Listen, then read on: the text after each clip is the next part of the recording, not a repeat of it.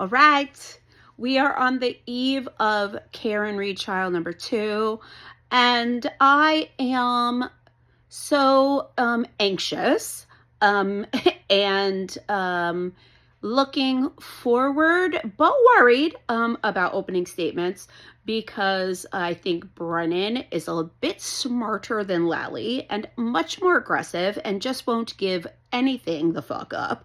So it's going to be rougher, but I'm praying that this defense team is ready and that whoever's doing the opening, Jackson, whoever, is ready to get the show on.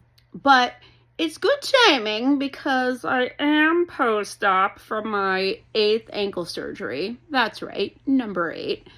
And I can't walk for several weeks, and then I have to go back and have number 9 and have another device implanted. Right now I have some temporary cement block spacer in there while they do some specialized testing on my tissues to see why I never heal.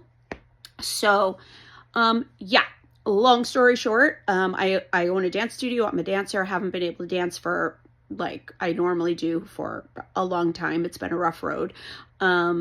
So I have gotten into like watching a lot of these like trials and getting onto some of these channels. I watch Emily a lot, Emily B. I watch Melanie a lot too, and other various people.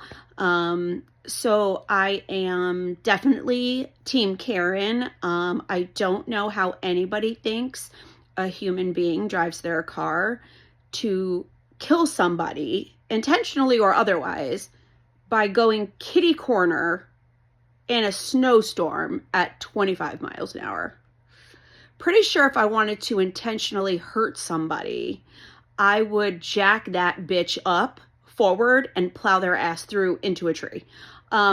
Or have them hurling 85 feet to their death. This is just insanity. Nobody fucking does that. It's just a ridiculous stretch. My husband, who never watches any of this stuff, he was listening to me, listening to some of the hearings a few months ago. And I kind of explained the long and short of it. And I showed a picture of the arm. And I mean, it took about less than a millisecond. And he's like, what the hell? That's an animal bite. That's not, no taillight did that. I'm like, thank you.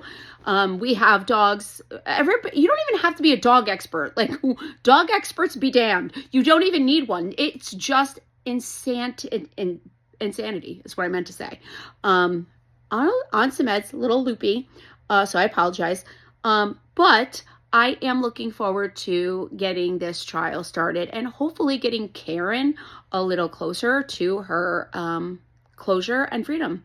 And with that being said, I want to say wholeheartedly, I have always, what happened to John O'Keefe is horrific and terrible. And his family, my heart goes out to them tremendously. I feel like they have been railroaded and wrapped in from this police force from the get-go, with them shoving Karen as the person responsible down their throats. And unfortunately, they just got looped into it.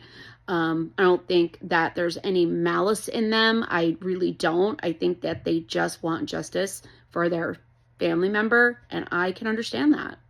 So I hold no bad feelings, ill will, or begrudgings towards that family or anybody in that courtroom staring Karen down, because this is what they truly believe.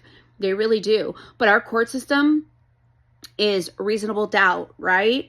And if there ever was a case that had a reasonable doubt in its investigation and the way that it was handled by its investigators, this is it. Like, I just don't see any way a juror, unless they got on that jury purposely to fucking fuck with shit, can sit down with that evidence at the end of the day and say, yes, it's very apparent that Karen Reed, because she was drinking, like everyone else, mind you, decided to back her car up at 28 miles an hour in an awkward kitty corner position in a snowstorm to do a 360 and then leave. That's exactly what happened.